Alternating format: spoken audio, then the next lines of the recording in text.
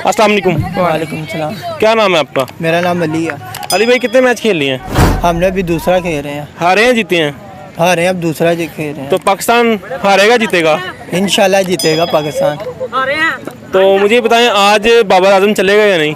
और अब उस पर लगता है कि करेगा कि नहीं, अब उसकी ही मर्जी है। अगर तो पाकिस्तान जीता तो कौन सा प्लेयर है जिसकी बदौलत ही जीतेगा?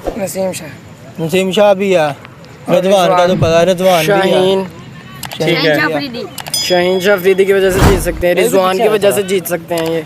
ठीक है, आप बताएं कौन जीतेगा? पाकिस्तान। आप बताओ यार। पाकिस्तान। पाकिस्तान जीतेगा? आज बारिश का भी इम्कान है, बारिश होनी चाहिए नहीं? नहीं, आज नहीं होगी बारिश। आज इंशाल्लाह अल्लाह के करम से बारिश नहीं होगी। तो क्या टारगेट देगा पाकिस्तान इनको? पाकिस्तान इंशाल्लाह 210-15 का टारगेट देगा। ठीक है, और बैटिंग करनी चाहिए बॉलिंग करनी चाहिए? बॉलिंग पाकिस्तान करनी चाहिए फर्स्ट पहले बॉलिंग करनी चाहिए। फर्स्ट बॉलिंग करनी चाहिए तो अच्छा हो। ठीक है, तो अगर पाकिस्तान हार गया मुझे कहाँ मिलोगे आप?